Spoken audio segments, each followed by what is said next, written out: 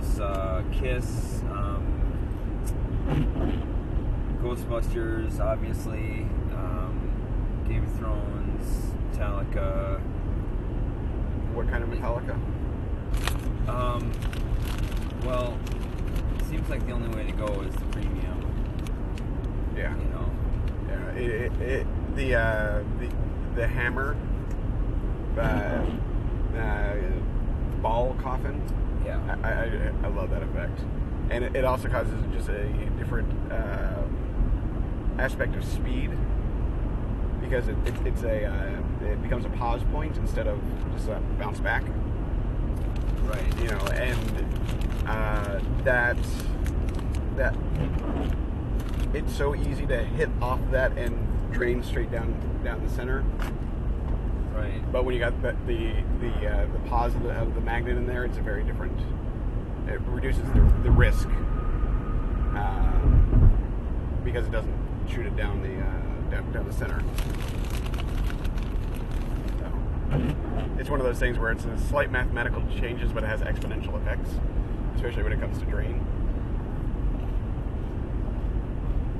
Right. I mean, some of those, some of the LEs not worth the money, but that is one that I believe is.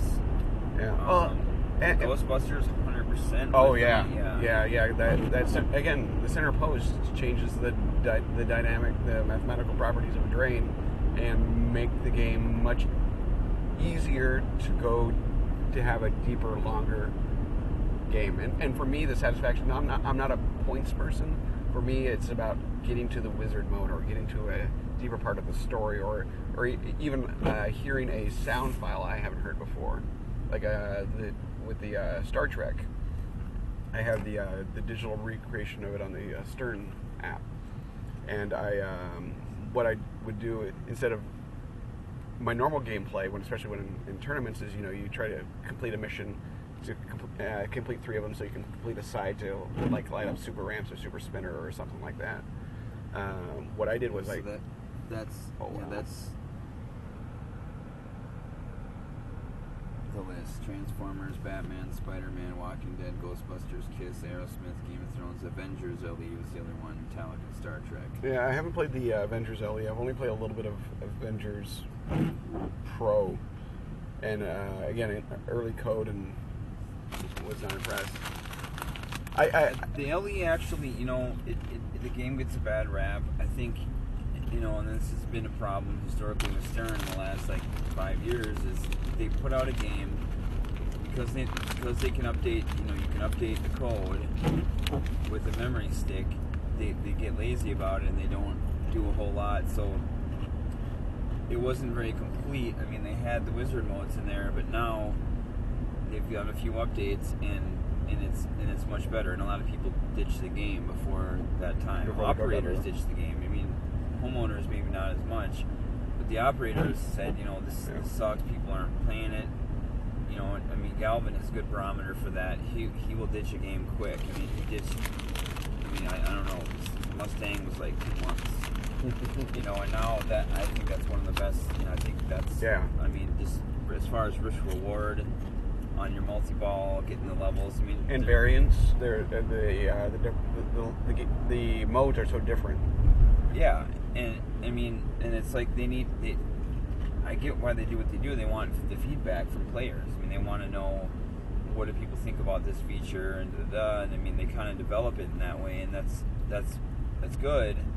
The downside is as long as there's follow through, and there has not been consistent confidence in their follow through. Where's the code? Right. Situations. Well, yeah, because the downside is, we want, as an operator, you want to have the game first. You want to be the first one out there. I mean, I don't care about that, but a lot of people do. People are known for having the best games, like TNG and Tony to a degree. Those they want the best game quick. They don't want to hang on to it if it's not making money.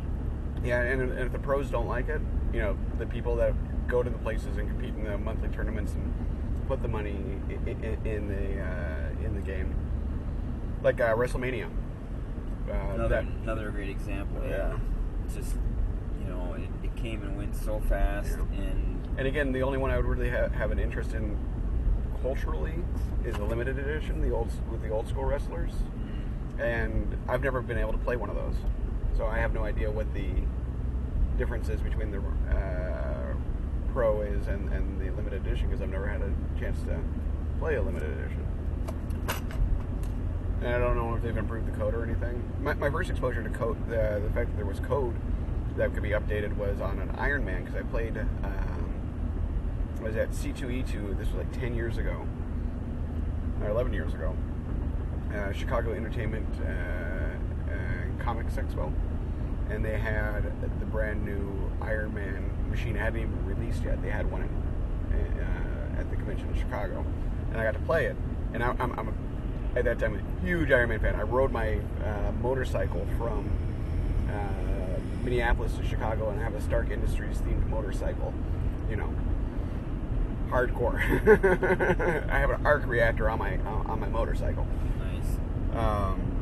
But I did enjoy the game. I did enjoy the pinball. I thought it was really simplistic and such, and I didn't understand that it wasn't a fully developed code.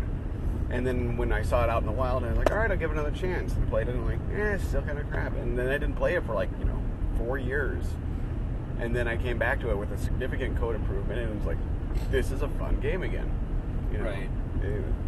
Right. And you know, it's at the end of the day, it does feel.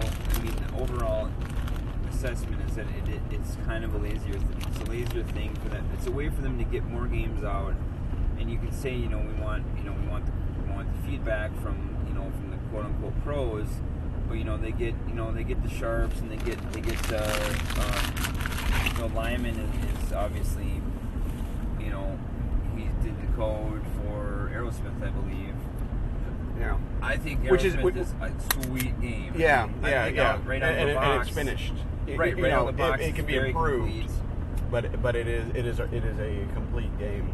Well, here's the thing that kind of amazes me about it, and with Aerosmith and with Batman 66, these are different situations because these are games built around the coding, because that's how it works. But for like the classic pinball model, why isn't there just a template of rule sets and then you just swap in whatever theme you're doing? Build off the Mustang 66. Well, I mean, if you look at adjust as necessary. I think it'd be easier to send out early code that is a lot more complete if they had a basic template that they just swapped things for and then modified for that individual game. Well, I mean, I know it's really, really difficult to find the right balance of risk reward, and I mean, it's a game not to be too. You can hit that kind of Goldilocks zone with it, and I think coders like Lyman, and a lot of the guys from the '90s who were masters at it, but so like AC/DC or like Lyman, any Lyman code. That there's going to be those certain elements. Yeah, and there's going to be combo multipliers. Yeah. There's going to be shot multipliers. And every song is different. It has different goals, different values, but they also are able to communicate what you're supposed to do. Follow the flashing lights, and it works really well in that format. It's one of the kind of things that's a bit disappointing about Metallica is that all the songs are still the same.